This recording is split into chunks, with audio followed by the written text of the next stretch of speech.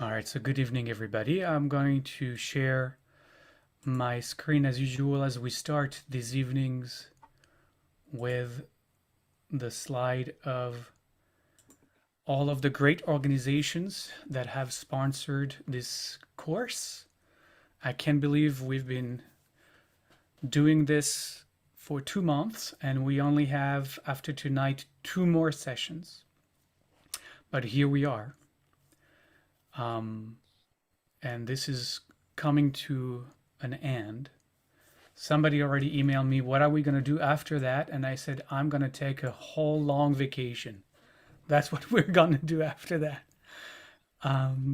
But I don't know. I don't have plans.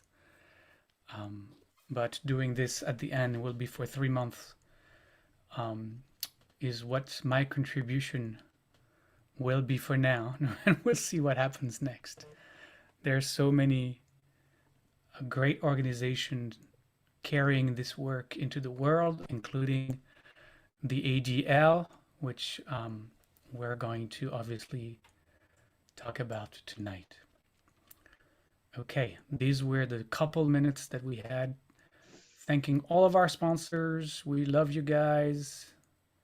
And also thanking all of you who have been our individual sponsors, our patrons, as we say, who have made donations to support this work that was offered and still is offered for free and will be forevermore, because all of those great sessions we've had together, and we still have a few left, will forever remain on YouTube for the world to watch, and I'm very happy with it, and we can all be very proud of what we have shared together and what we have managed to learn. Hopefully more will be invited to do the same kind of work.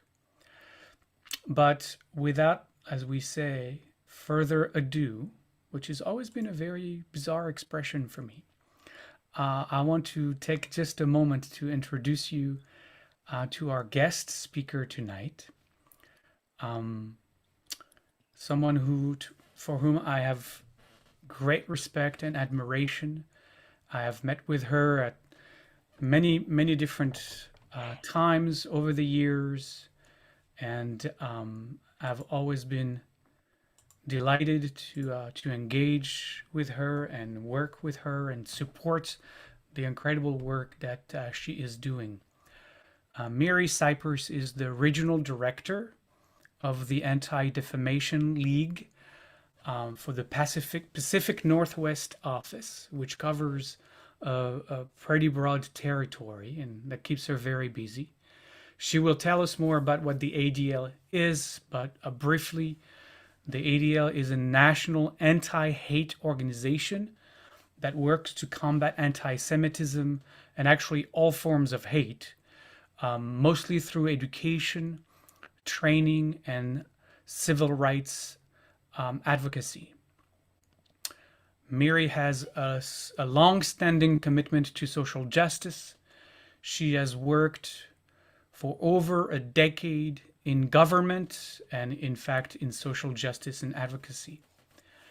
Before taking on this role as the director of the ADL Northwest, which she's been doing for several years now, she previously served as Director of Federal Affairs and Partnerships at the Gifford organization, which you may know Gabrielle Gifford, who, after being a victim of gun violence herself, has been a champion for gun violence prevention and organization in Washington, D.C. And Mary has also been an aide in the House of Representatives. And she has graciously said yes to my invitation to be with us tonight. And so I'm going to yield the spot for maybe half an hour, 45 minutes, for her to do a short presentation and then open the floor for a few questions. We don't have a long time for too long with us, but we are just grateful for every moment we can have and for her sharing a very busy schedule with us tonight. So here is Mary Cypers. Wonderful. Thank you so much, Rabbi Olivier. I'm going to take over the slideshow if that's okay, and we can start the presentation from here. Does that sound good? Sounds great. Yes. Okay. Can everybody see? Well, I just want to thank you so much for having me here tonight and for your commitment to learning about this important issue over this course. I'm Mary Cypers. I'm the Regional Director for the Anti-Defamation League, or the ADL, in the Pacific Northwest. And I'll walk you through a bit of a presentation tonight. I want to keep it short, and I'll just keep it high level because I really would love to open it up to questions and conversation and hear about what's on your mind and what you're concerned about and what you're focused on, because it's really helpful for us to have a pulse about what's happening in the community. As many of you might know, the ADL is quite a storied organization that has existed since 1913.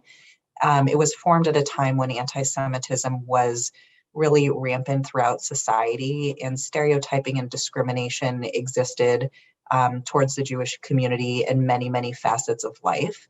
I think one of the really beautiful pieces of the ADL that really drew me to the organization was the duality of the mission, both to stop the defamation of the Jewish people and secure fair and just treatment to all. And what I think was so beautiful about the founders is that even at a time where anti-Semitism was so severe in society, I think they recognize that the fate of one marginalized group is really intertwined with the fate of others. So we're really proud to continue that legacy today, not only fighting anti-Semitism and all forms of hate, but seeking ways that we can ensure the fair and just treatment of all of our communities to make our communities more inclusive and belonging towards all. So I'm very proud to lead the Pacific Northwest office based in Seattle. We have a very large territory. ADL has 24 regional offices in the United States, and we also have one in Israel, in addition to international work that we do as well. But I wanted to really start just setting the scene. You've all been studying this topic, and I'm sure know a lot. But I think one of the important vantage points that the ADL brings is our focus on data, and that data is really informed by our tracking of hate and extremism and anti-Semitism and people in the community like you who report to us what they're seeing and experiencing.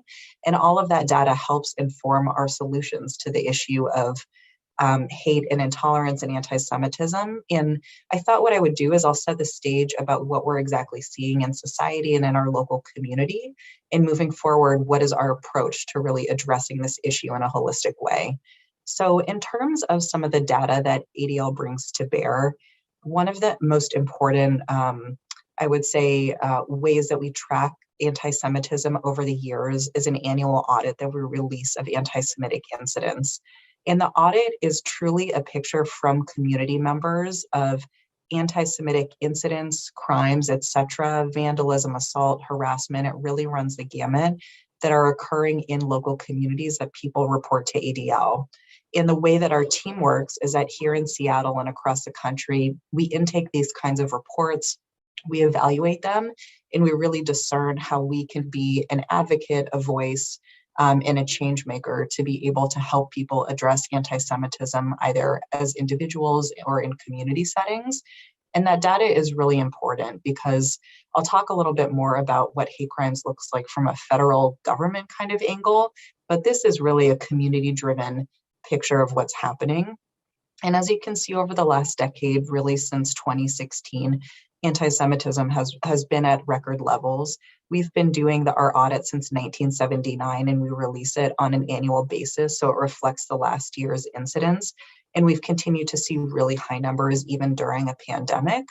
And I think our reporting is a little bit nuanced because I think on the one hand, it reflects what's going on the ground, which is a growth of hate. But on the other hand, I think maybe one of the silver linings is it also reflects people speaking out and a dedication to calling out hate when they see it. So I would say our team is definitely really, really busy right now getting reports from all types of things. We focus, we laser focus on anti-Semitism, but we also field reports on all different forms of discrimination and extremism. So there really is a breadth to what we do, but this annual audit really helps us have a pulse on what's going on locally and nationally and be able to talk to the press and to the public about trends that we're seeing. I'll go to the next slide, which just also illuminates by location where we're seeing anti-Semitic incidents really happen and grow. We really get reports from all types of settings when people experience discrimination, in housing situations, when condo associations won't put a mezuzah on the door, in K through 12 settings where we have seen, unfortunately, recently, students being harassed because of their Jewish on campus. This happens in businesses, in public places. So unfortunately, these are issues that are really rampant. And over the years, we kind of track what are the different trends that we see and where are these kinds of incidents actually taking place. I think in addition to actually talking about the raw facts that we're seeing, we also feel like it's really important to illuminate the actual Jewish experience. And several months ago, after the violence took place in the Middle East, in Israel, we did a tracking to learn more about what does the Jewish experience actually looks like. And unfortunately, we're seeing, American Jews, and I would imagine Jews worldwide really feel less safe than they were a decade ago. The majority of people have some form of experience with an anti-Semitic incident. They've heard various comments. They've been targeted specifically. And in severe cases, we've also seen people being physically assaulted. So clearly, the pulse of the Jewish community is telling us that people are feeling less safe than they did in years prior. And there's really a lot of work that we need to do to rebuild that sense of safety for our community. Another data point that I thought would be important to share with people is actual hate crimes that are reported by the FBI on an annual basis. The hate crimes reports are a little different than the ADL because they only cover crimes and not incidents. So not every incident rises to the level of criminality. So we think our reports maybe give a little bit more of a feel of what's happening more broadly in the community.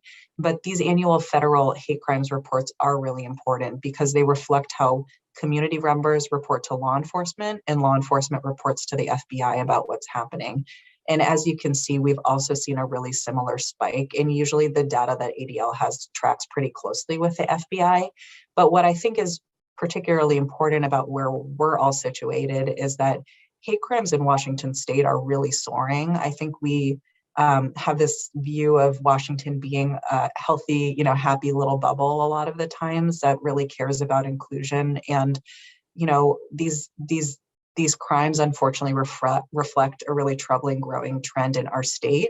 I will say some of the data is really high because our largest law enforcement agency, which is the Seattle Police Department, actually has a dedicated bias crimes coordinator who's really on top of these kinds of things. But the reporting does unfortunately reflect a really disturbing reality.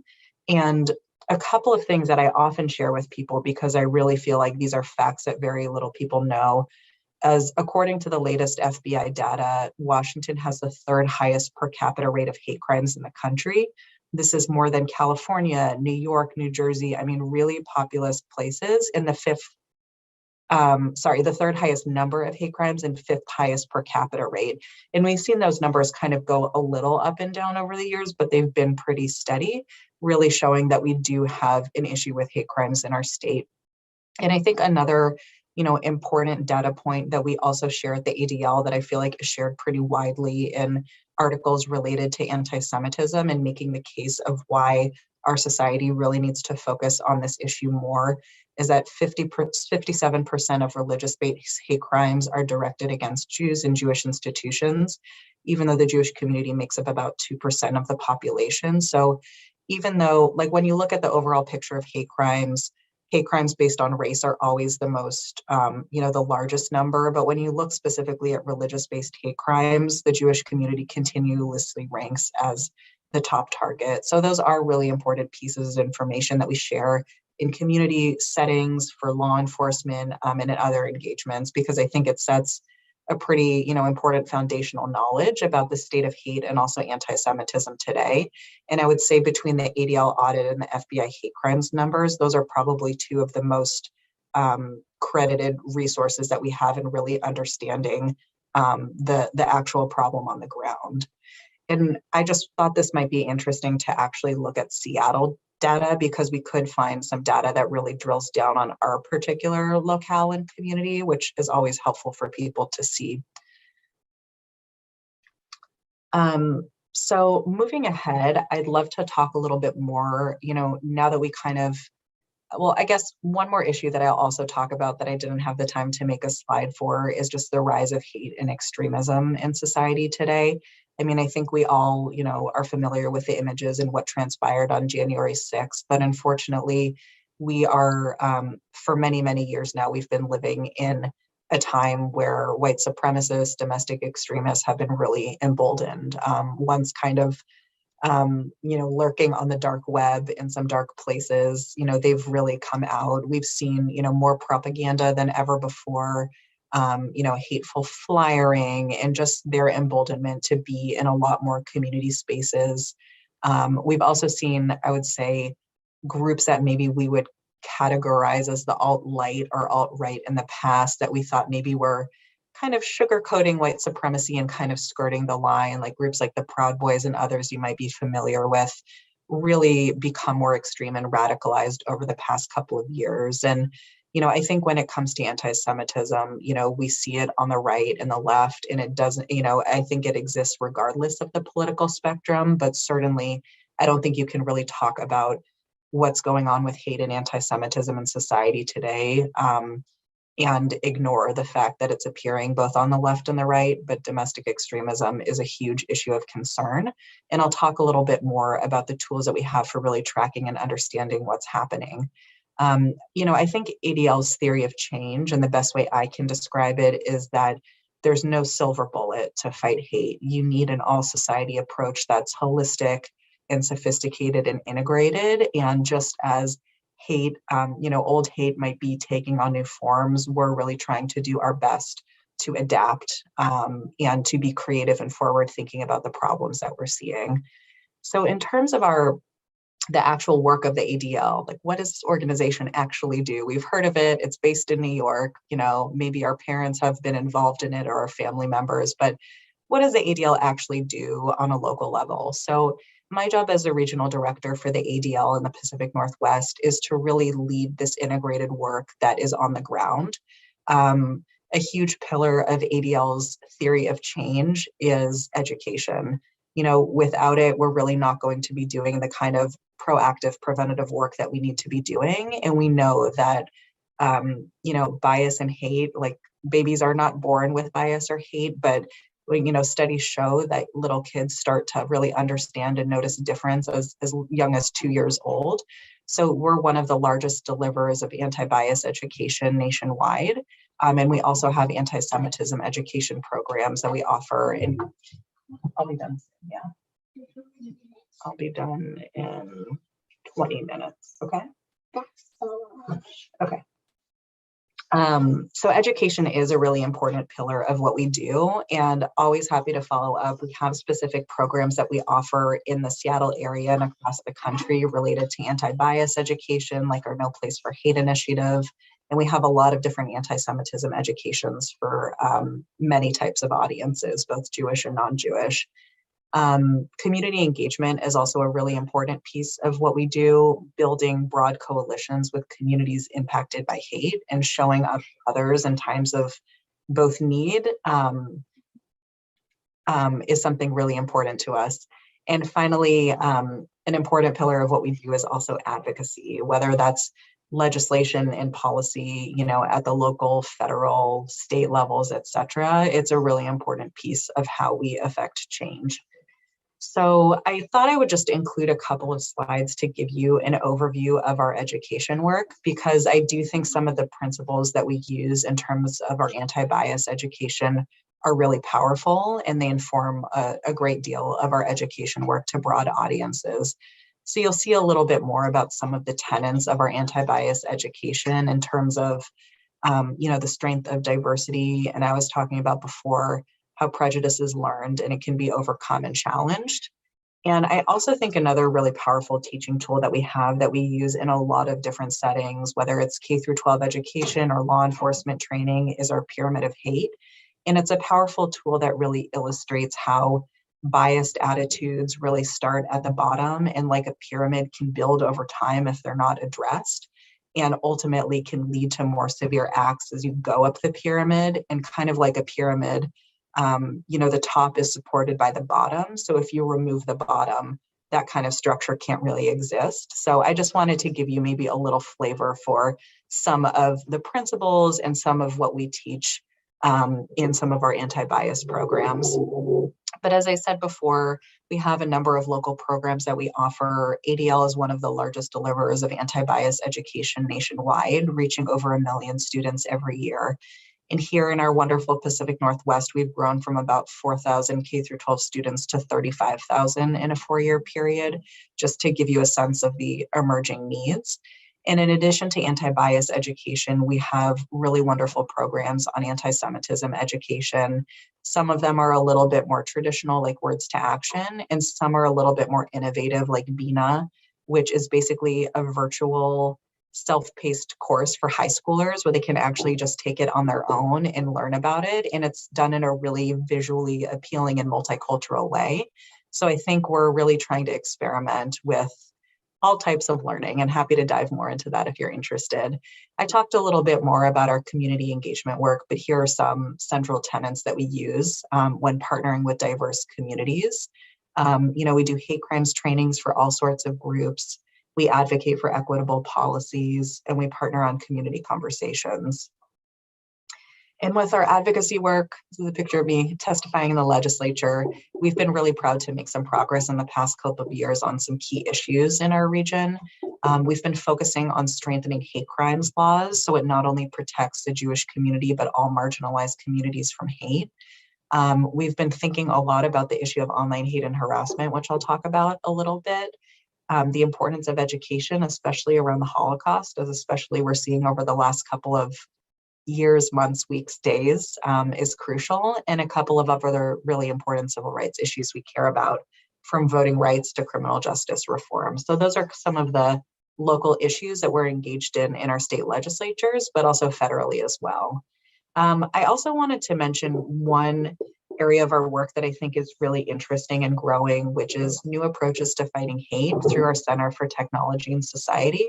I think one of the nice pieces about ADL is that we are a regional organization and we have a local presence, but we're complemented by a lot of national centers within the organization where we have interdisciplinary groups that come together. Like, for example, I love my coworker, Emily Kaufman. She's an investigative researcher who focuses on tracking hate groups, and she's based in Seattle, even though she's part of this National Center on Extremism. So it's really wonderful to have that back and forth with nationwide experts who are collaborating with us at the local level. Another really wonderful interdisciplinary center we have is our Center for Technology and Society, based in Silicon Valley, and it's one of the leading national centers that really exist to call in and call out different technology companies for the growth of online hate and bias on their platform.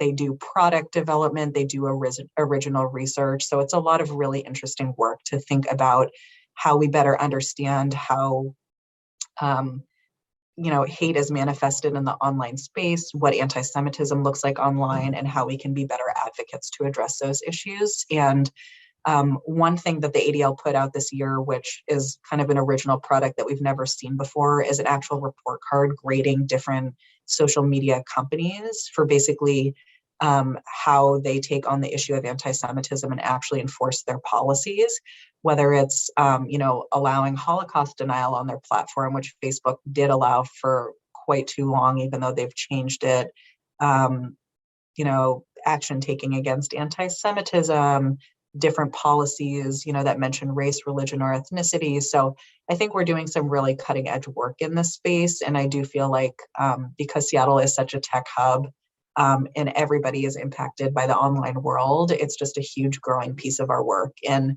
while we used to only get incident reports from people on the ground, I mean, people are flagging all sorts of things that they're seeing on different platforms for us and really asking for us to advocate with companies to ensure that they're not allowing hateful anti-Semitic speech on their platform. So it's definitely an interesting area for us. I just wanted to wrap up and offer a couple of resources to continue your education. you know, the ADL has some amazing programs, but I also encourage you to peruse our website. There are tons and tons of different resources that we have at your disposal for all sorts of things. I put a few there that I thought might be helpful with the anti-Semitism piece, but we have everything you can imagine from education resources called Table Talks about how to have you know, important conversations with little people in your life at the dinner table around important topics, you know, to really well-researched kind of meaty, you know, different original datas and reports that we're putting out. So I would encourage you to go on our website and, you know, utilize the free resources that we have to better inform your conversations and your learning. And of course, you know, we are here. Our team is small but mighty, and always reach out to us if you need anything. We're super responsive. We have a diverse and really incredible team that's doing all of this work, and you know, that just cares deeply about being responsive and supporting our community. So I just wanted to be super brief. I could do a very lengthy anti-Semitism training. I figured you've probably heard a bit about that, but that's a little bit about, you know, the situation of anti-Semitism today in ADL in a nutshell. But I thought I would just open it up because there's a lot of richness and conversation to be had.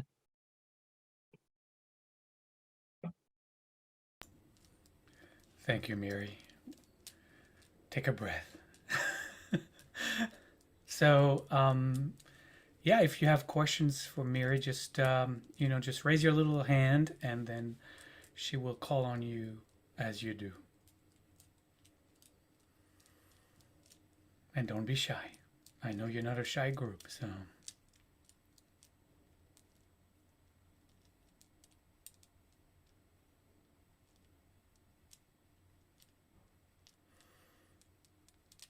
Oh, thank you, Kate. Rachel, what is your question? Hi. So the resources to answer my question might be on your website. Okay. But since no one else had their hand up, I thought I'd take advantage to talk to you directly. So I have a 7th grader and who's listening in too. And we are facing a situation that we're preparing to address. And we're putting together resources, and so I'll just cut to the chase, and again, tell me if I should just go to the website. But so his class read a youth version of Sandy Tolan, I think that's his name, The Lemon Tree. And my son came home with questions about it because it seemed very biased to him, that the instruction was not giving context and whatnot. So I've read the book, and I feel like it was not given appropriate context. It was supposedly, the idea was that it was teaching first-person point of views of a conflict, but for many of these 7th graders, it was the first time they had any real analysis of the Palestinian conflict, the Israeli-Palestinian conflict. And there was no history given other than what was in the book itself, and no corrections, because, you know, I can tell a narrative and it's my point of view, but I might have my facts wrong, right? It was my point of view, what my family did, but I can't speak for the community at large. So we're preparing to work with the staff on this. And I didn't know if you had anything in particular regarding the title, this particular book, that would, you know, help me, because as it stands right now, I am supposed to put together some sort of 1-hour presentation. Wow. To right the wrong, so to speak, and suddenly make this book, you know, it just felt like it was taught in an anti-Semitic left way. So that's a big question. I know it's a tough situation. I would say definitely contact me and we can talk offline about the situation. When issues arise in schools, we often find ways to have private conversations with people from ADL educators, maybe just, you know, whatever the situation is. A lot of times it relates to specific anti-Semitic incidents happening, but I think, you know, these issues happen as well when maybe people want a more balanced or nuanced view of a certain situation, and maybe they don't understand the implications for Jewish families at the school or a Jewish student and how that felt. So if you can email me, I'd be more than happy to have a conversation about maybe how the ADL can be involved in a conversation with the school, if that's something you'd like, or just how to coach you through the situation and see what resources we have available. That would be great. Thank you. Okay, of course. Yeah. Tiva, am I saying that right? I'm reading your little Hebrew script. You're on mute. You can't read my lips? Hi, thank you. Also, Pesha didn't know how to use the chat, but she wanted to talk to you too. So you can call Pesha next. So as well as all the other junk going on in school districts and all, I've been having issues with the ethnic studies folks who are creating that. They don't even call it a curriculum, right? It's a framework. They're only just, they're calling it a framework. And I just wonder if the ADL is involved in that, or is that more of a, because it's at the point right now in our district that, and I imagine we're not alone in this, that I think I have to bring in institutional help to create any difference. I was intimately involved on the Equity and Diversity Committee, which has now been changed to the Racial Educational Justice. And I certainly don't want to take anything away from African American, like all the efforts that they're doing, but there's no real home for this. And all of the people running it are,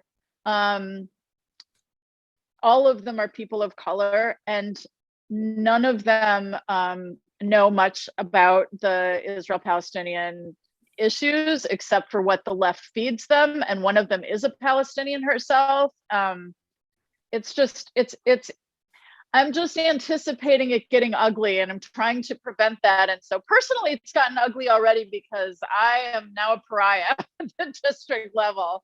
They don't want to hear from me anymore.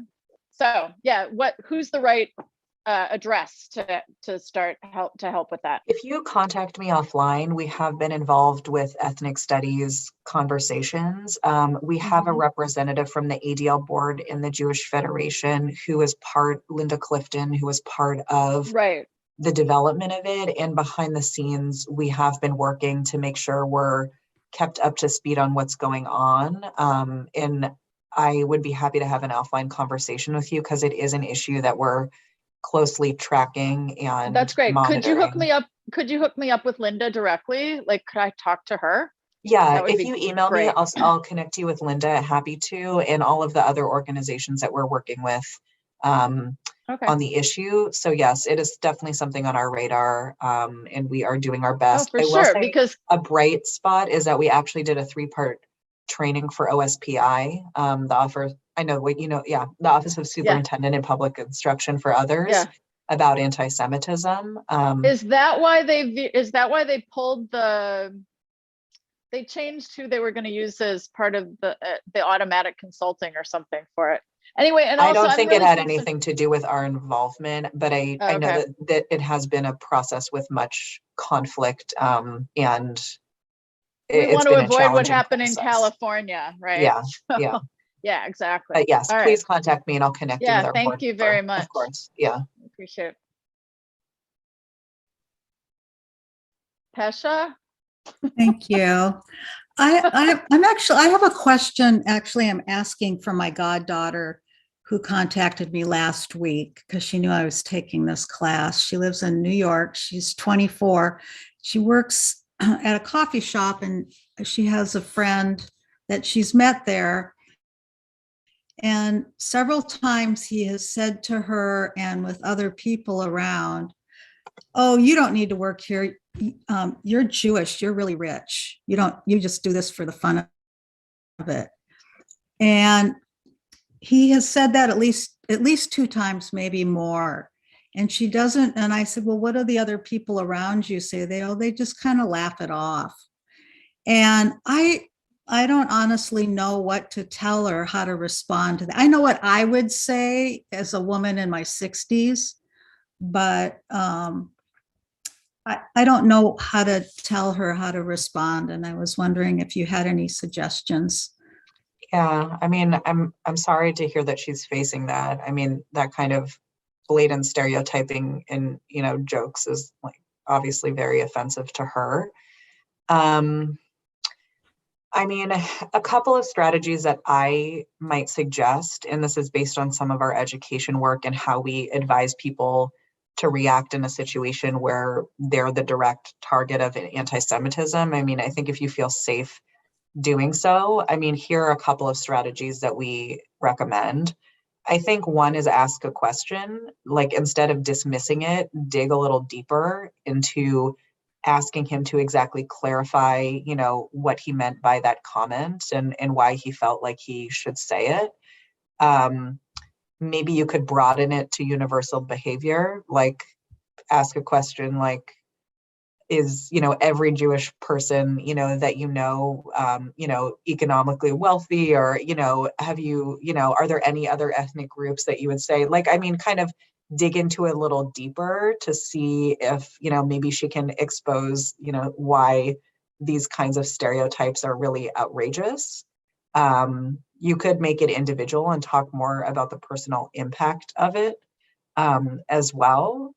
You could also stop being friends with a person who has those kinds of views. But I feel like if she does, want to address the issue, I would ask some deeper questions to really maybe uncover it and maybe like have a conversation with a friend. Like, I don't know, maybe there's something to be sent about like the harms that stereotypes can happen and how they can escalate or something like that. So I don't know, those are some of the strategies I might suggest. That's really helpful. And I think she can do that. Yeah, I'm sorry to hear that she's experiencing that. Yeah. Thank you.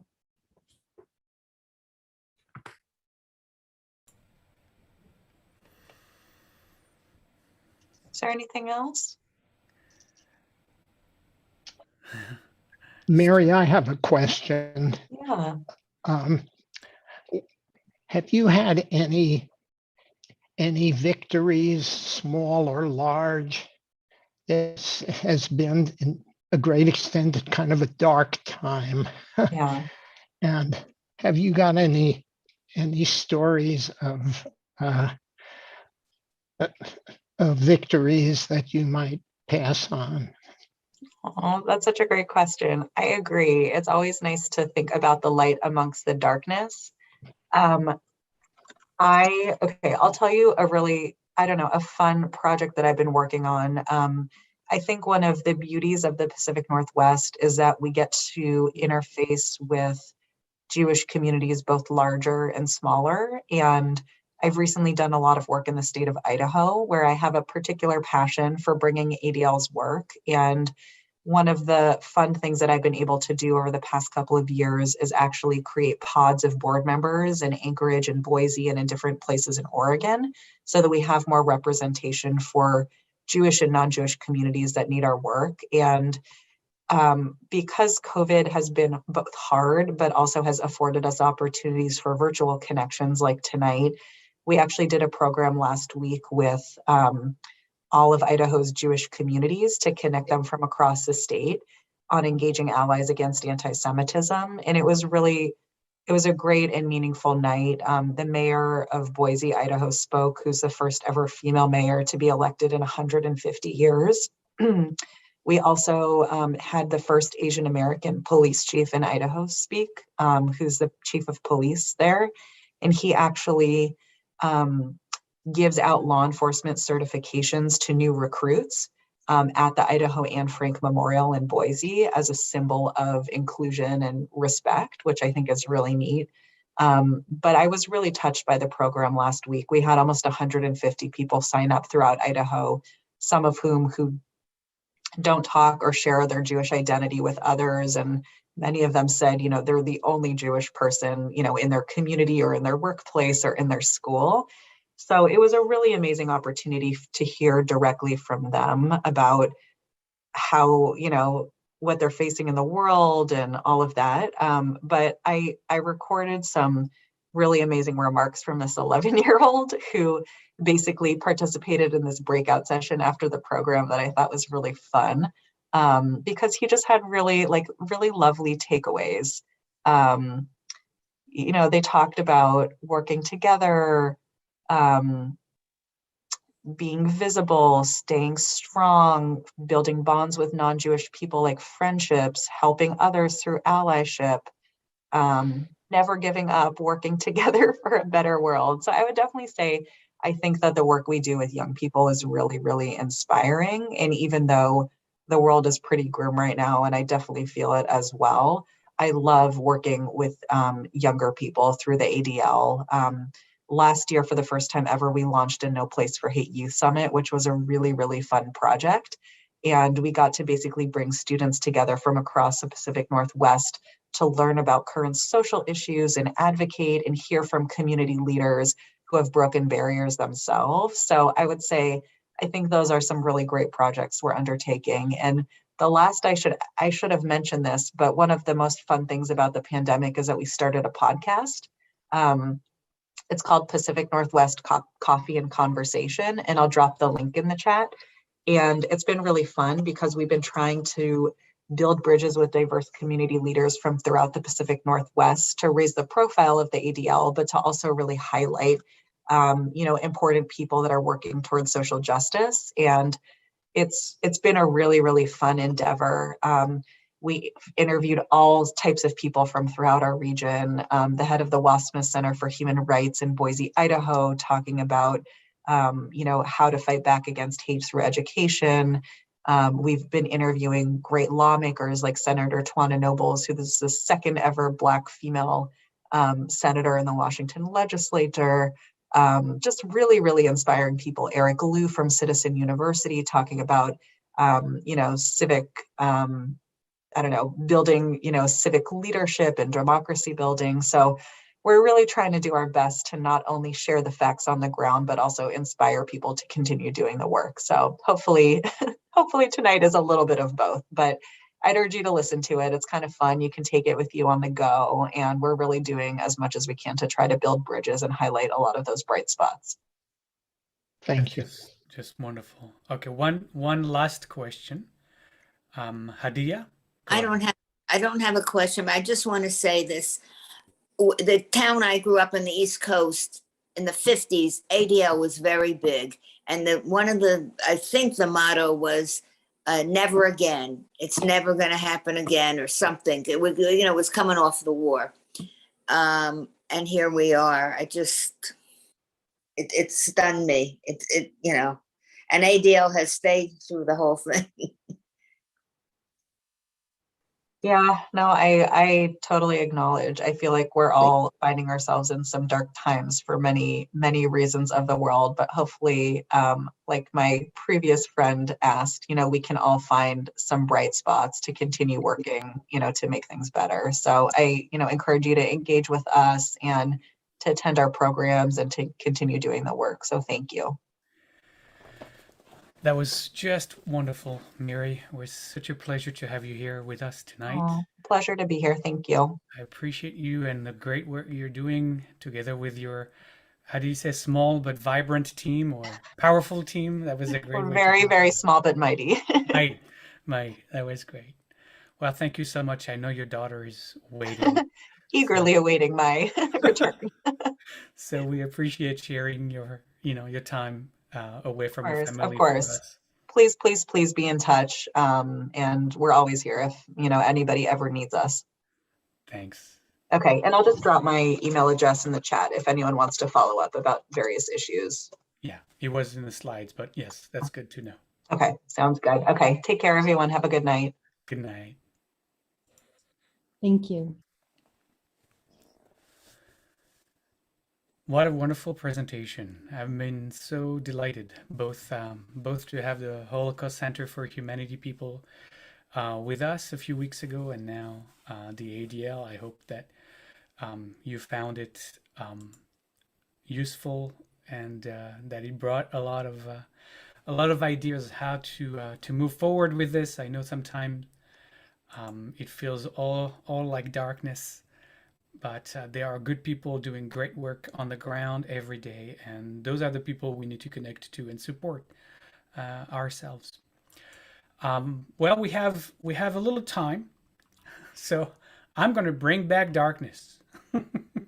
The second half of tonight, I wanted to talk about, and Mary stole a lot of my points that I was prepared to make, but I wanted to talk about in the time that we have about the anti-Semitism as it appears on the political right. Next week we'll spend time, the whole session, which might be a 2-hour session, looking at the political left and anti-Semitism there.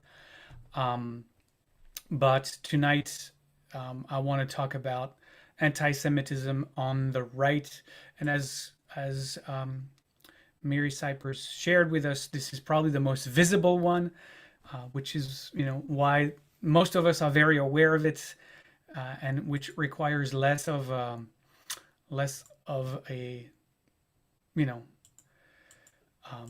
time spent on this.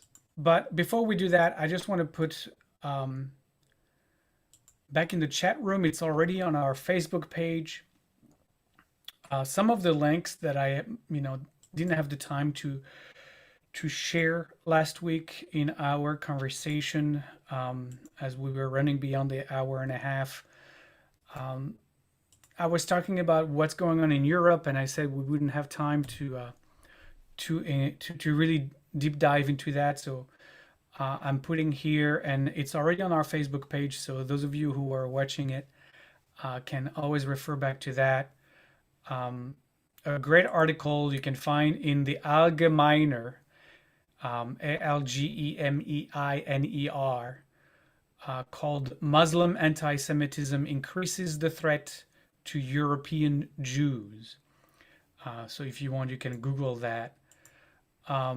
There were some great conversations during the week about the critique and criticism against Israel. This is a great article. Again, it's posted in on our Facebook page, exactly about this topic. For those of you watching us, it's from the Washington Post, and it's called "How to Tell When Criticism of Israel is Actually Anti-Semitism."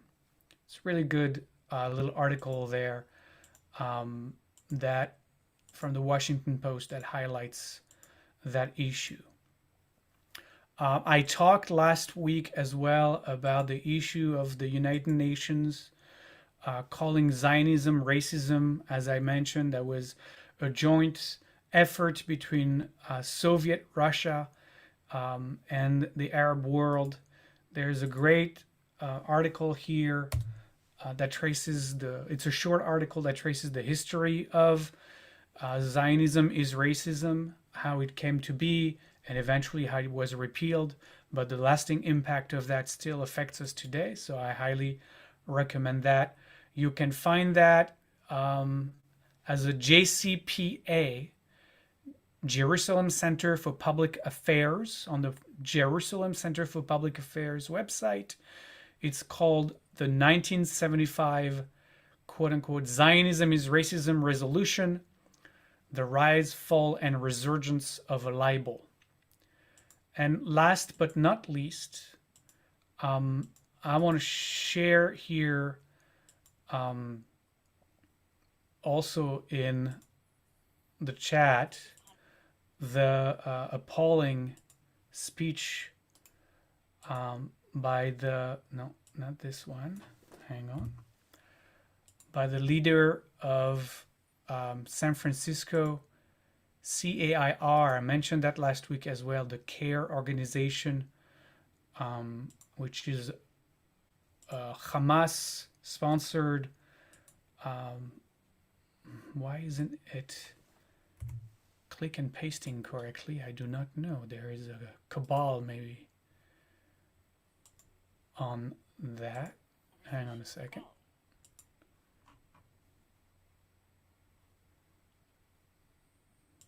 Here we go. That's how you do it.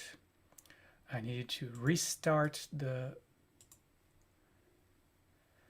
This you can find on Vimeo. It's called Care, C-A-I-R, Zahra Billoo, Z-A-H-R-A. That's her first name, Billoo, B-I-L-L-O-O. Insights Against Jews at AMP Conference. And I'm placing it right now.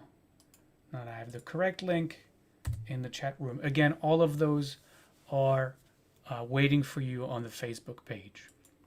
So let's move on from that and talk about anti-Semitism on the right tonight. And I'm going to start with a quote from Barry Weiss.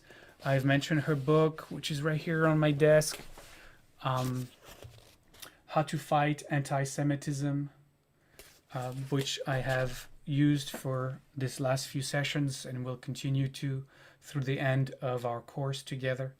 And she writes, in a very stark manner, and I quote, "If you examine societies that have embraced anti-Semitism, you will see that they've gone mad because they have substituted a conspiracy theory for reality." And she ends, "We too have started to descend into madness." So it seems that as our country is indeed descending further into division turned hatred, actually, where public killings and mass shootings with automatic weapons has become a sick spectacle played and replayed on cable news and virtual message boards and social platforms. And with the political center seemingly disappearing, we must ask ourselves the question, could it be that 70 plus years of Jewish acceptance and understanding of achievements and greater comforts is coming to an end here in America? And if so, are we looking at one generation or two, or are things unraveling faster than we think? Most of the increasingly bloody violence that we are witnessing in general in our society is mostly fueled by white supremacy, by a fear that whiteness is being muddied and diluted and will eventually be erased by waves of non-white, non-Christian Americans, and also by immigration, which are the very same fears that are gripping Christian European whites right now, with waves of Muslim immigration from war-torn Middle East, as well as immigration from climate change ravaged, dried up Africa. And this takeover, as far as white supremacists are concerned, both here and in Europe, this great takeover from people of color is engineered, of course, by the devious Jews. Those devious Jews who manipulate governments through their control of the banks, their control of Hollywood, of the media, and also by their advocacy towards creating more porous borders themselves.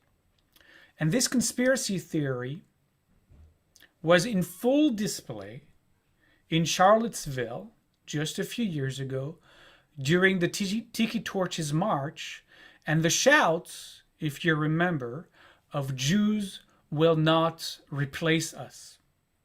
Jews will not replace us.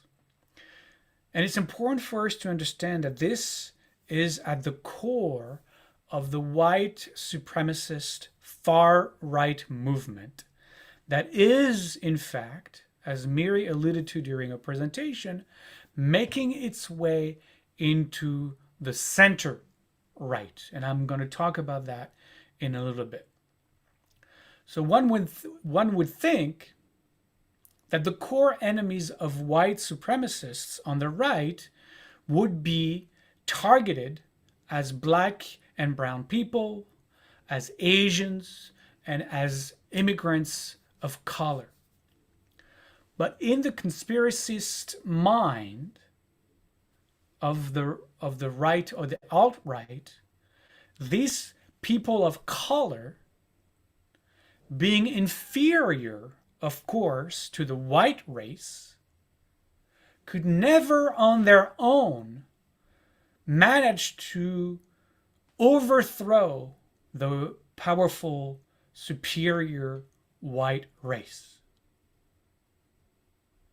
They must have, as far as the mind of those alt-right conspiracy theorists, they must have the help of a well-connected, sly, billionaire globalists to organize and direct them in their fight against whiteness.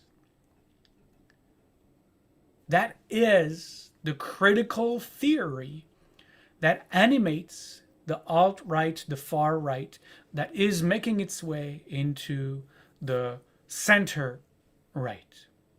It's very important to understand that. Which means that anti-Semitism on the right, as we'll see on the left, punches up, but for different reasons.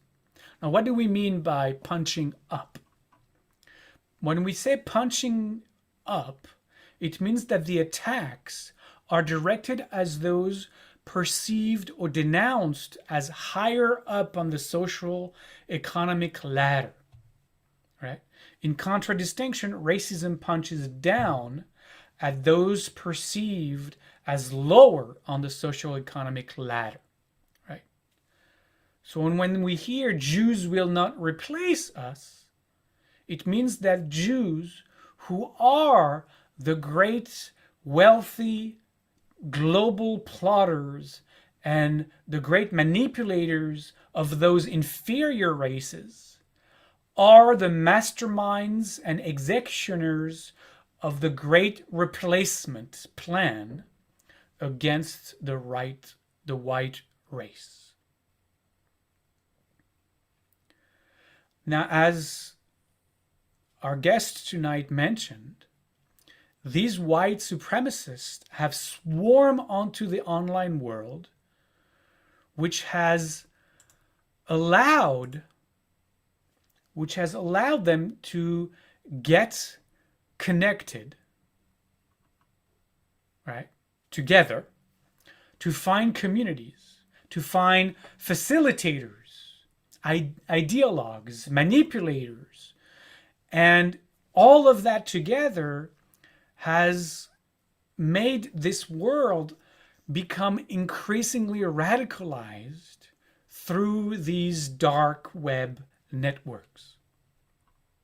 Now, far-right online platforms have become the dark places where loners, haters, mischief makers, and in fact, real-world fighters who have combined classical medieval anti-Semitism together with white supremacy. These are the places where all of that can be shared and spewed and rationalized and concretized and proved over and over and over again.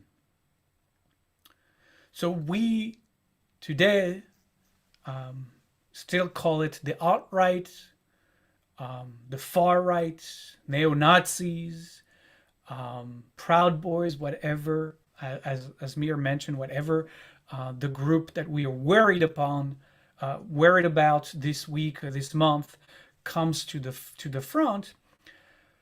But as we've seen in the presentation tonight, despite all the media attention, they are still, though the most violently out there, still the most marginalized anti-Semitic group in America, even with their very powerful tactics of recruiting and their alarming growing numbers.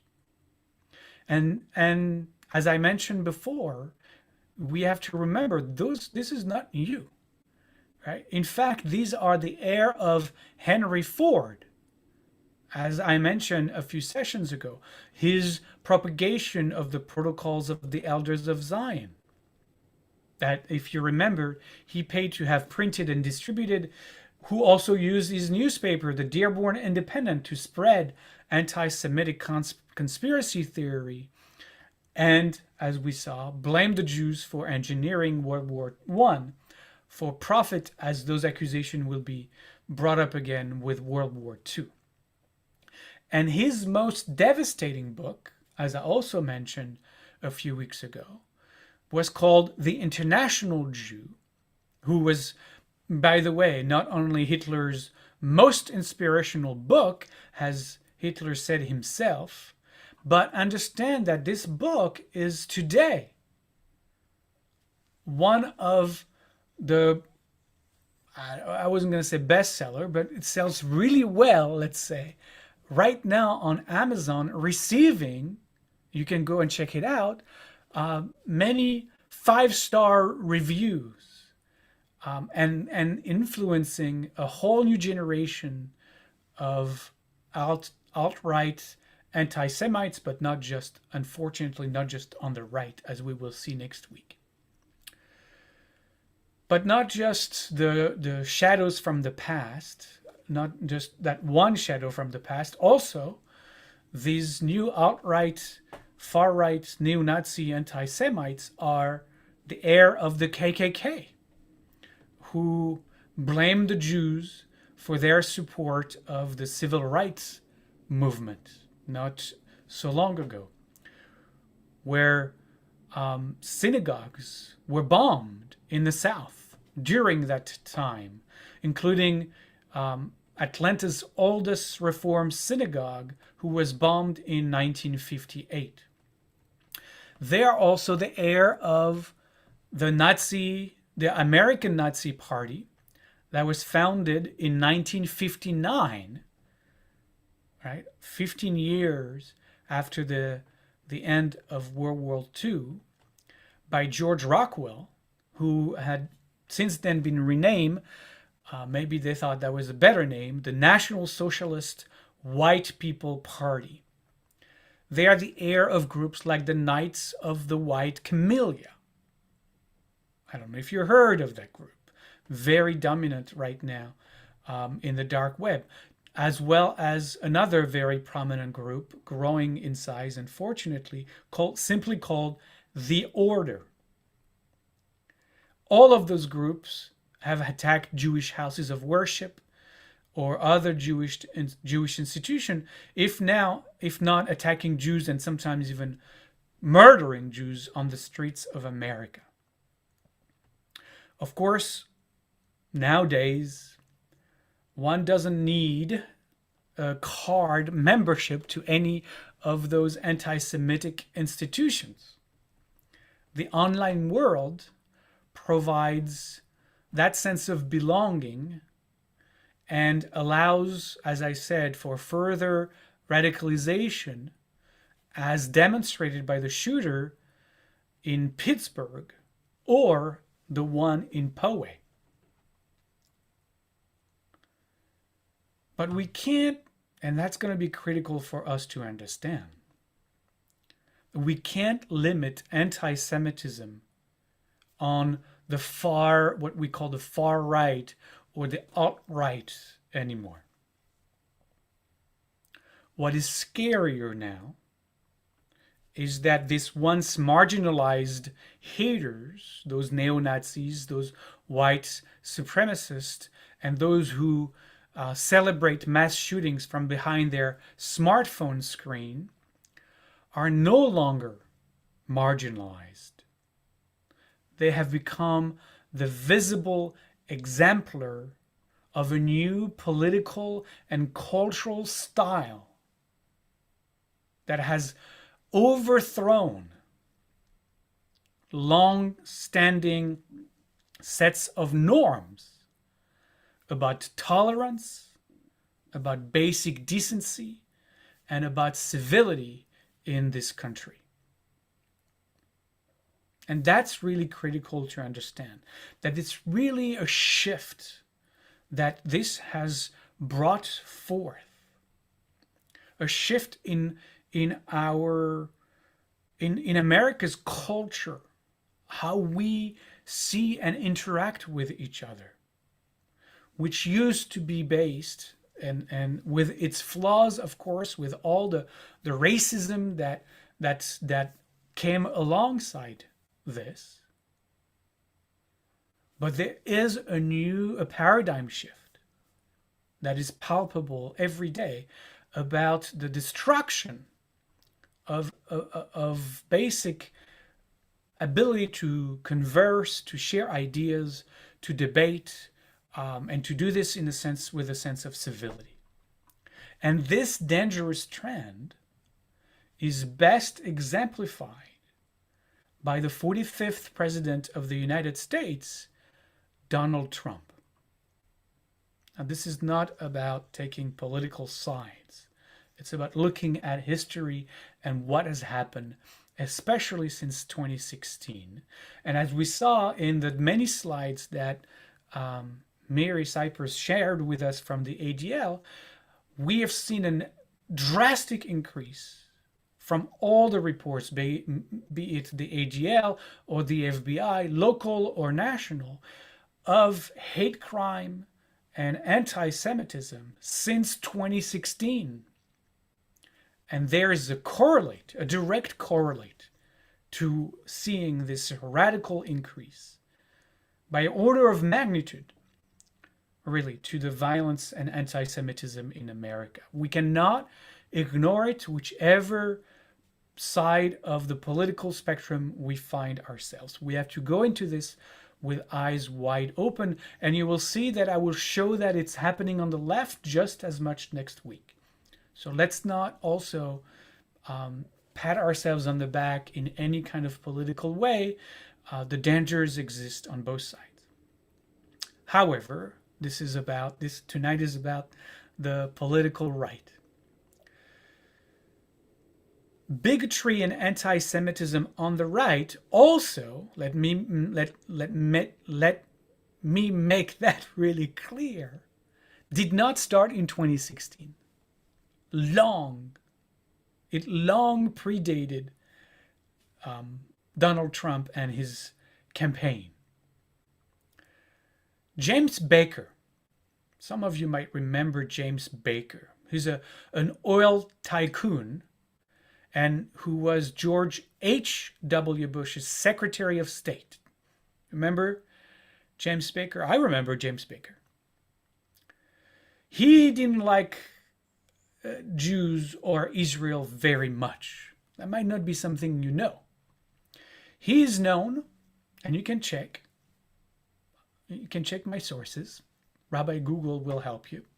He is known to have once exclaimed, I guess in public, and I quote, "Fuck the Jews." Sorry for my language, but it's a direct quote. "Fuck the Jews, they don't vote for us anyways." That's someone who worked directly by the side of the President of the United States. Pat Buchanan blamed American Jews and Israel for dragging the US into Middle Eastern wars. He once said that Capitol Hill, and I quote, Capitol Hill was, quote, Israel-occupied territory. That's a direct quote. When he mounted a challenge to Bush in 1992 in the Republican primary and attacked Bush for being, and I quote, a globalist. And what the country needed was a new nationalism. Those are what we thought 30 years ago mainstream Republicans, right? That was not what we think of today, of this radical, maybe Trumpism. That's why I wanted to bring it up. Trump did not poof into existence and did not just invent his brand of Republican politics. Pat Buchanan and his rhetoric during the primary was a naked appeal to racial and ethnic exclusivity, really in the tradition of European neo-fascism. Maybe you remember his own campaign slogan during those primaries. And it was, and I quote, "Make America First Again." I kid you not. Google it. Make America First Again. Pat Buchanan's primary slogan, 1992 campaign. But if the Republican Party sought to evolve beyond its racist and anti-Semitic elements following those years, Trump not only brought them back, but he brought them into prominence. Now, I'm not saying that Trump himself is an anti-Semite, and I'm also not saying he isn't. His daughter, after all, is married to a Jewish man, which of course, as we well know, doesn't free you from being an anti-Semite, like saying, I'm not a racist, my daughter married a black man. But let's steer clear of engaging in those kind of speculations. What we know of Donald Trump is what he says, is what he's quoted to have said, what we witnessed him to say. What we know is his sympathy for David Duke, the once leader of the KKK. What we know are the far too many anti-Semitic pronouncements of his presidency. But most importantly, Trump has been, and still is, by the way, a real magnet for anti-Semites because they recognize in him a fellow conspiracy theorist who, if not outright supporting, isn't opposed to white supremacy. And that is critical. That he is bringing, as it seems, the de facto leader of the Republican Party, into a consciousness of great conspiracy theorism, right? That is not necessarily or overtly opposed to white supremacy. And we have to watch that carefully. We have to really watch this carefully.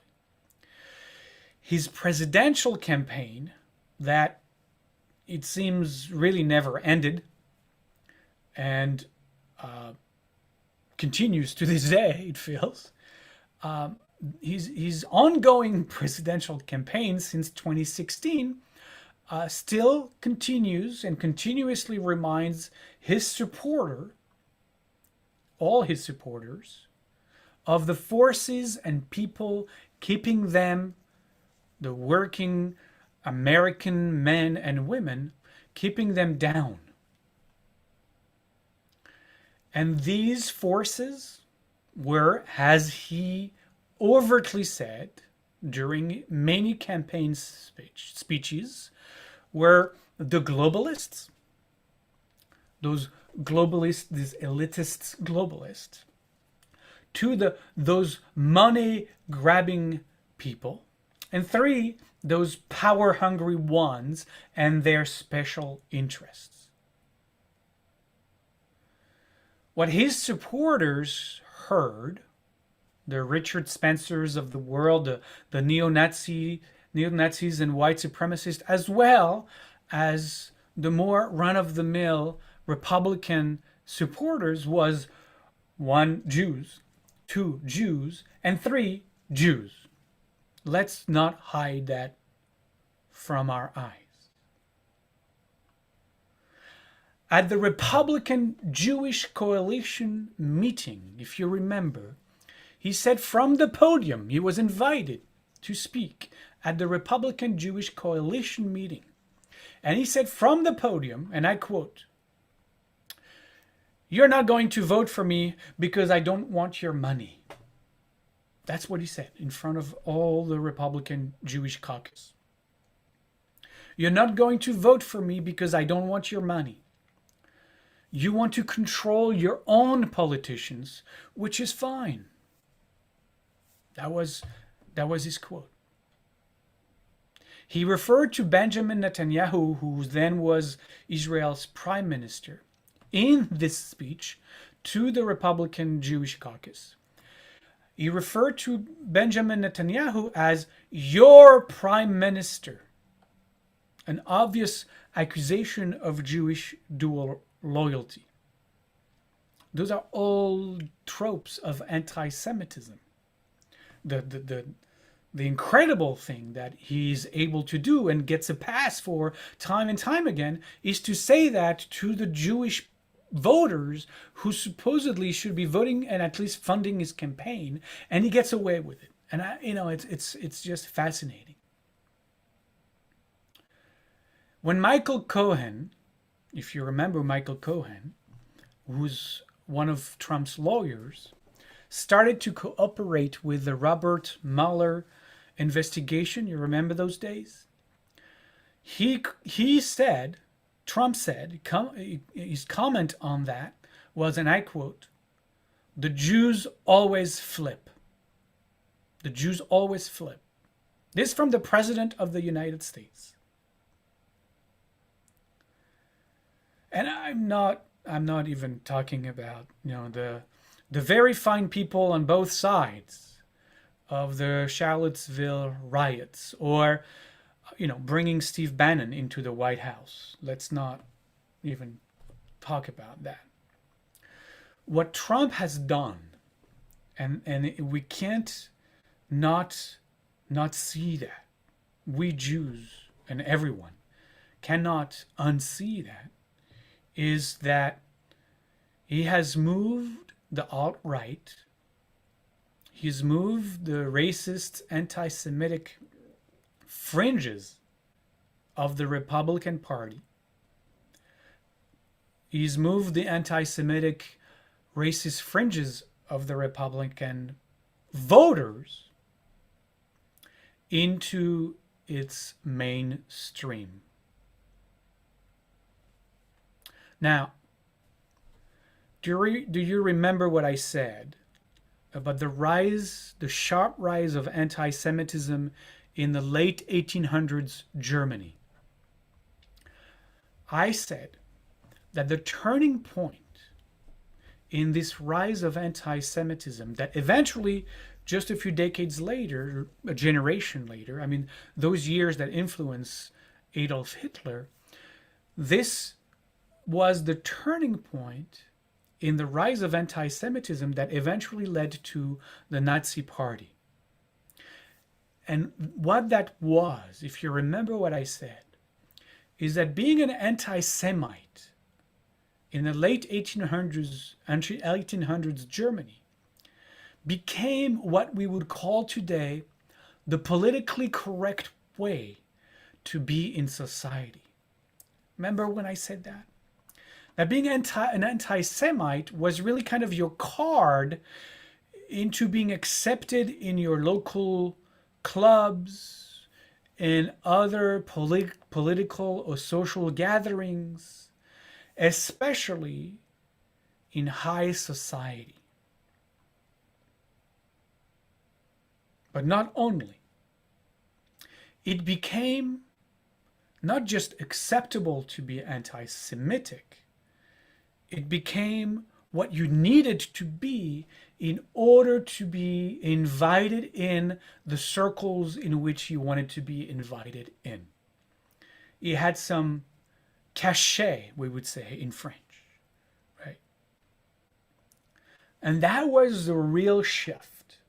And I'm saying this because I believe that we may be on the eve of seeing this become more prevalent in the social circles of the, you know, the, what do you call it, the who's who in the cast. What, you know, you understand what I'm trying to say. Now, this is also being streamlined. This is also being brought to be accepted into the ether of our social consciousness through channels like Fox News. Fox News has bought into this message. And I'm thinking of, you know, Tucker Carlson as an example.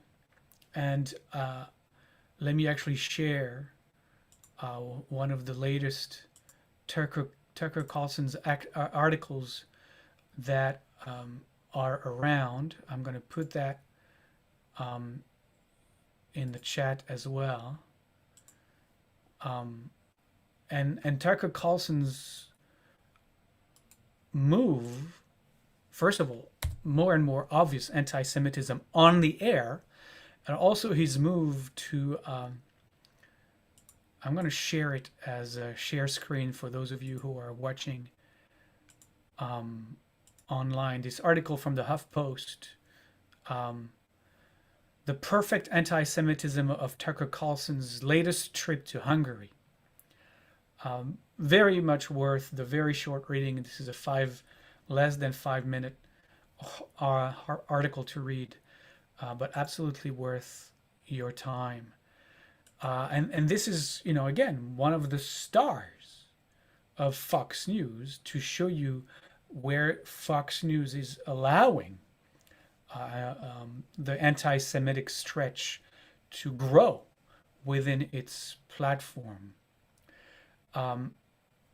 What we can really see by what Fox News is doing, and let's not underestimate Fox News, it reaches a huge percentage of American voters, is that it's turned itself really into some kind of propaganda machine to extract the fringe chat rooms and comment boards from the shadows of the dark web and bring those voices into the national light. And in doing so, it is legitimizing those voices. And that is a layer that we also cannot ignore of seeing the fact that we are mainstreaming these anti-Semitic voices through all of those channels now.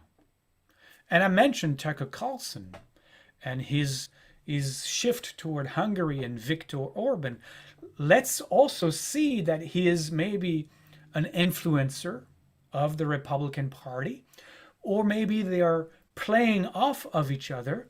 Let's not ignore that the Republican Party itself has adopted authoritarian leader Viktor Orban of Hungary and will be hosting this year its spring conservative political action conference in Budapest. Talk about a statement of endorsement of the Republican Party, of that far-right nationalist leader.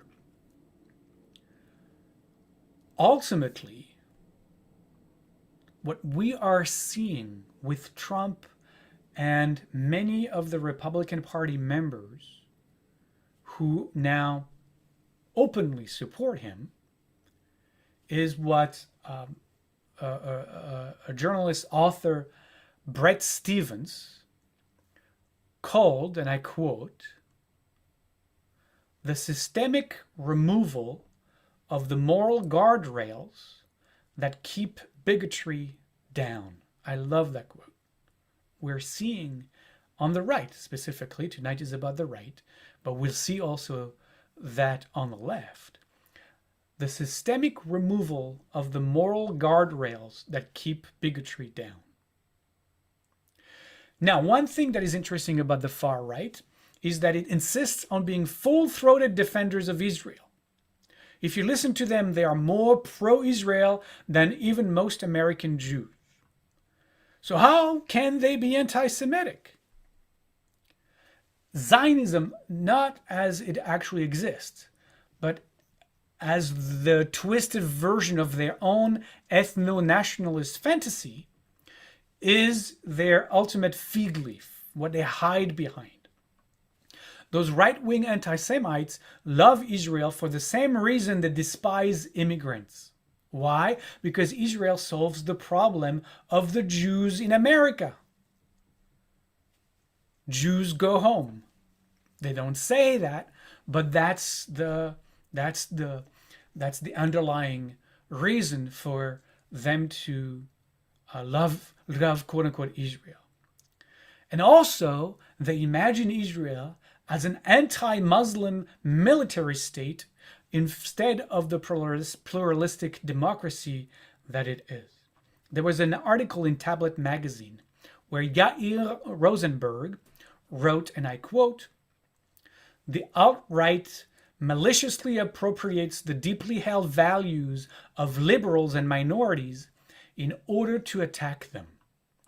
In this manner, the return of the Jews to their indigenous homeland is recast by white nationalists, who are themselves actually not indigenous of America, to justify kicking the Jews and other minorities out of the country." And the shooter in Poway, if you remember, near San Diego, his name is John Earnest, who wrote an entire rambling manifesto prior to his attack. And Barry Weiss quote him actually at length in her book.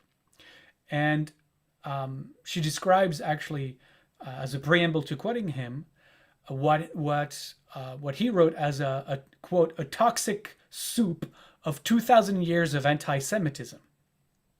And she continues describing what he writes, and I quote again, "At times he sounds a bit like Martin Luther, blaming the Jews for killing Christ.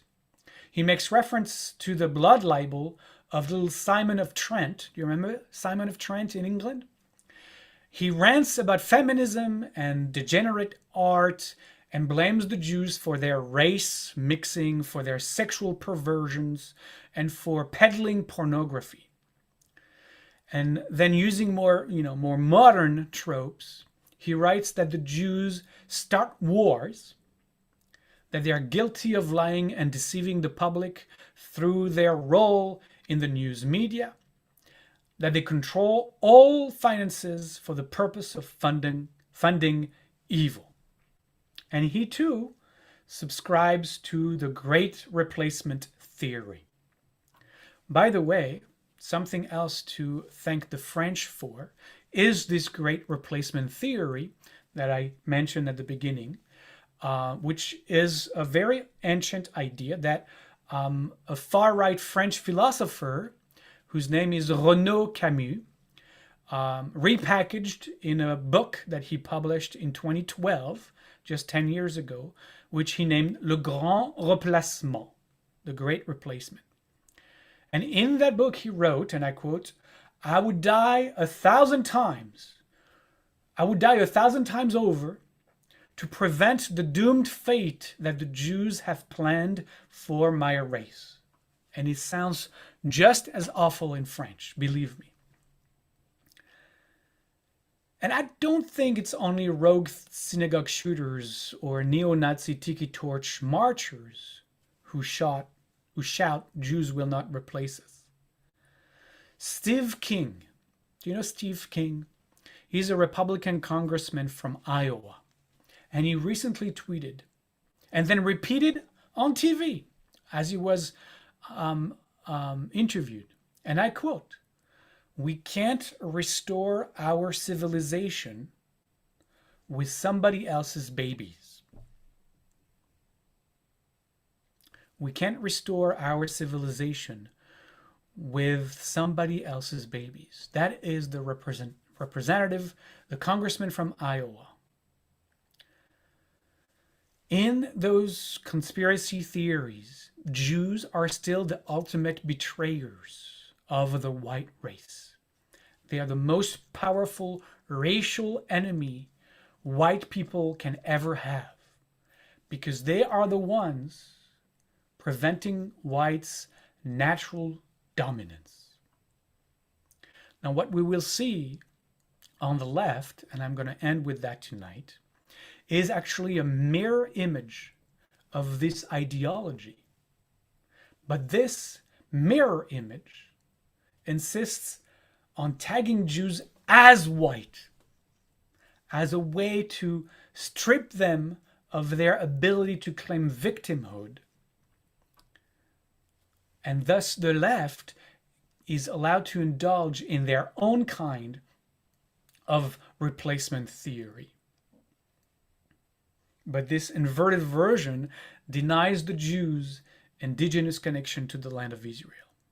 We're going to spend 2 hours next week, plan for it, talking about that, because that is a very broad and very deep process I want to invite you into.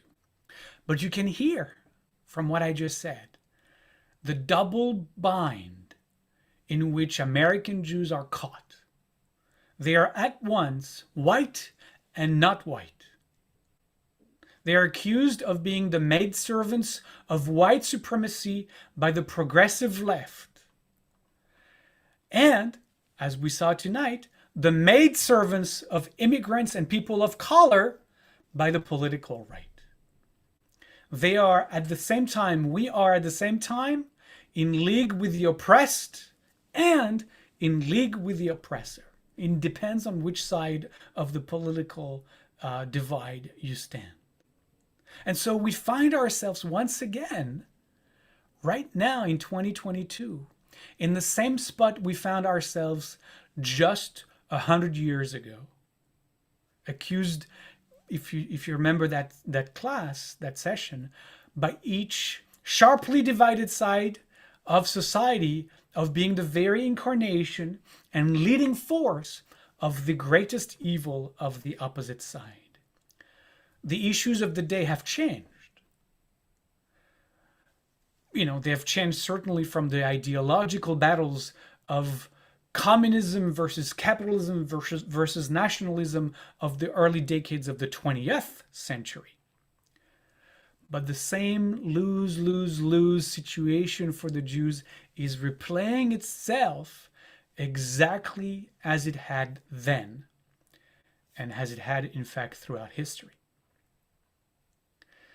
And Barry Weiss warned, as I started tonight, we too have started to descend into that madness. That's what she wrote. We have started to descend into that madness. And you know what madness is? Madness is doing the same thing over and over again, expecting different results. So when the same thing, but in a different costume, is showing up before us Jews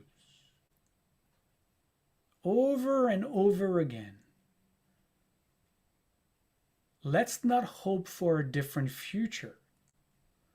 And instead, I would like to invite all of us to remain very clear-eyed and very clear-minded, because we have seen this story before. And here it is again. And we need to be very mindful and very careful. And I love that we had a representation from the ADL tonight, because we can see now, and I will talk about that in the last session in a few weeks. We can see now that there are groups like the ADL that are the ones clear-eyed and clear-minded that are doing the work that needs to happen now in order to not do what we did, unfortunately, 100 years ago, and be ahead of what, if we do nothing, is waiting for us down the line. So I'm going to end here. I'm going to invite you to come back next week. It's a very big topic, and it's a very important topic because most of us, I think, I'm making an assumption, maybe are closer to the political left, and we have, because of that, great blind spots. And it's going to be a challenging class next week as well. It's never very easy, but it's one you don't want to miss.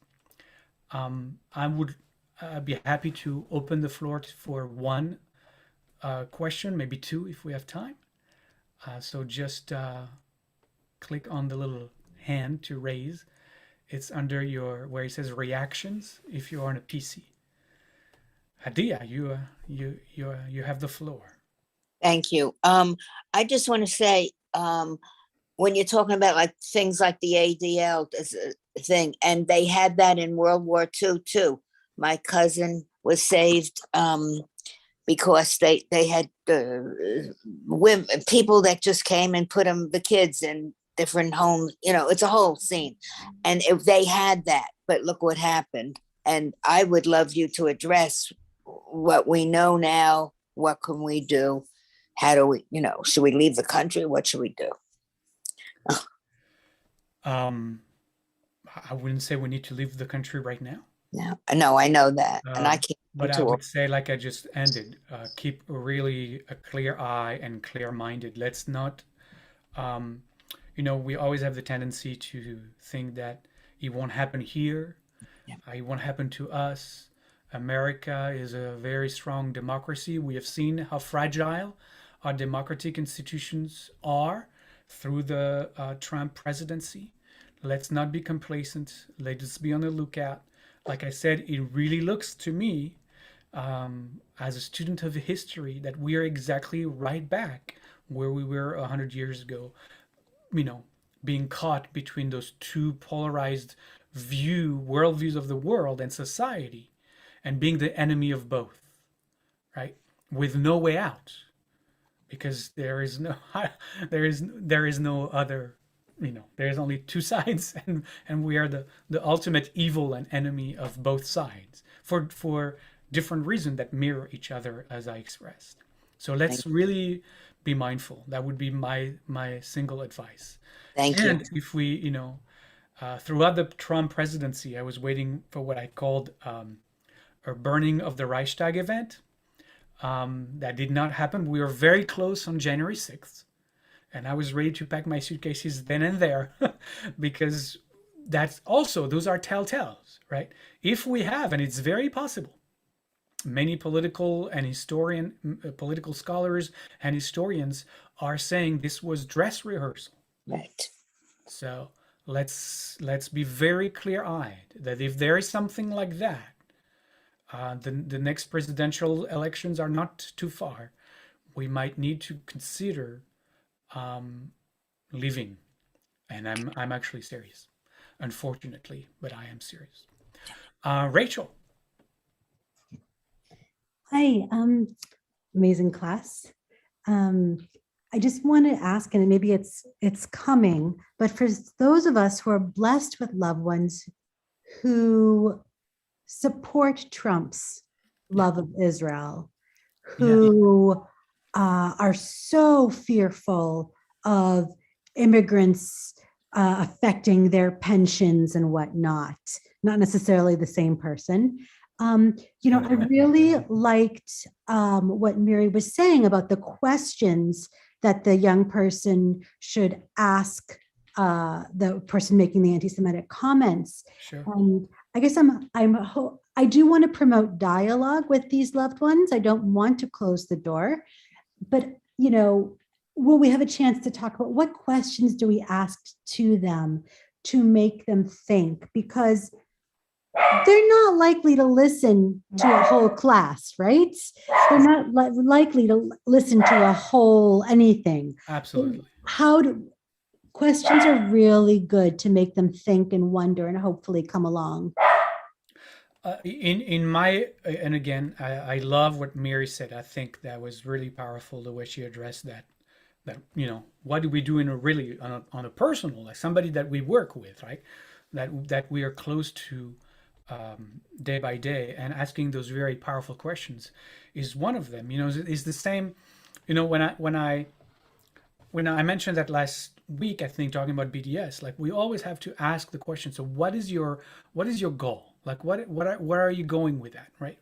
Um, what's the end game? You know, because people can have a lot of stories, but what is in your heart, in your mind, the end game? I for your specific case, and again, I'm only sharing, you know, my perspective, and I'm far from the illusion that I have the answers.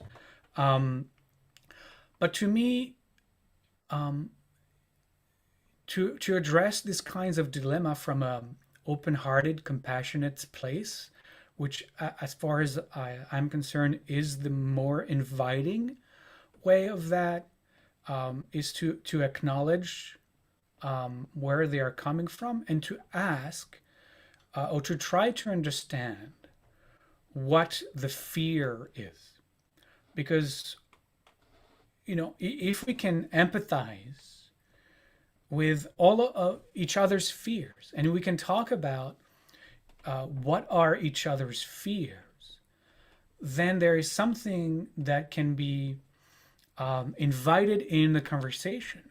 When I say, tell me what your fears are, I'll tell you what my fears are. I'm not going to tell you, you know, my vision of the world so that you can tell me your vision of the world. We're not going to get anywhere here. But if we can connect heart to heart with what we are afraid the world is bringing to us and really share from that place, that could open a dialogue.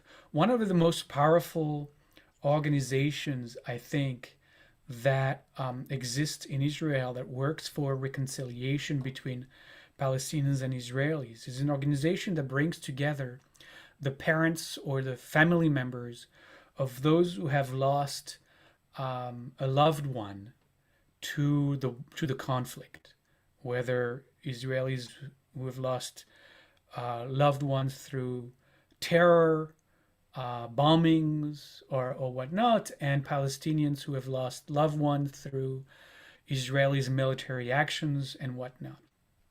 And to witness people coming and sharing their fear and their resentments and their pain and their, you know, so that side of humanity, instead of the side of I'm right, let me tell you why, what I want, you know, those allow for the opportunity for people to see each other in those more personal, vulnerable, fearful places. And in my experience, and obviously that works for that organization in Israel, it allows for a much more constructive dialogue when we see each other and acknowledge each other in our fearful places. Yeah, that actually makes sense. I don't think I can quite do it as neutrally, but you know, when I get one of those comments that definitely sends shivers, you know, upsets me, you know, if I can open that dialogue about what their fears are, that does give me a chance to mention what my fears are, you know. I think most people want to be seen and acknowledged, and if you can establish that in your conversation, then you have a better chance of just being able to, you know, talk, and, you know, come from the place that you're not going to be there to convince anyone. You know, people make, you know, people make up their own minds. Yeah. But yeah, I only laugh because that can be hard, but thank you. Yeah. yeah, It's it's cool. really hard conversations, but you know what this course hopefully has shown, that those are conversations we can't shy away from having. We just can't. And again, we must have those conversations, and we must have them, I believe, from a not from a place of I'm right, you're wrong, even though everybody thinks that, of course, but from really a place which is what we're losing, the center of said, okay, can I hear where you are right, and can I share where I am right. Yeah. And that's the center that we're losing, which is a great danger. As we say, the expression is, it's not good for the Jews. Thank you. Yeah. Okay.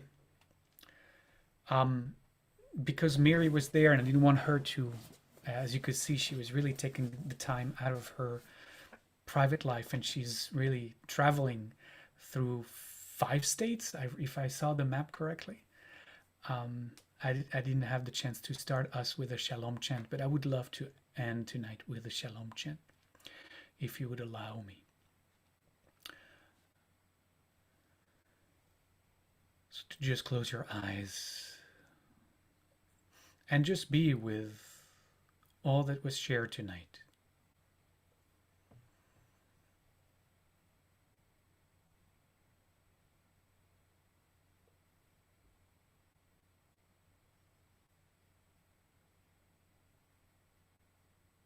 And to send into the world with all that we have heard tonight, energies still of peace,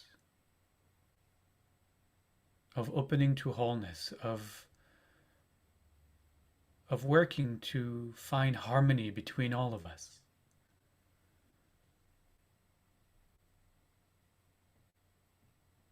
Of bringing each other into a place called shalom.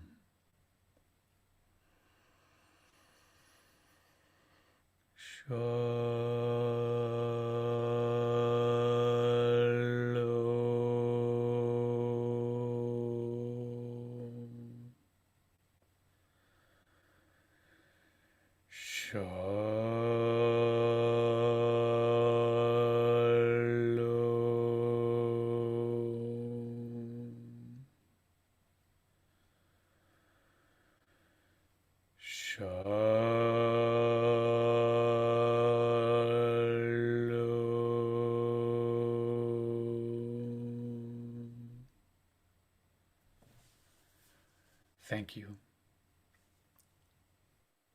Good night, everybody. Thanks. Good night. Modani. Good night. Wonderful class. Thank you. You're Good welcome. night. Thank you. Good night.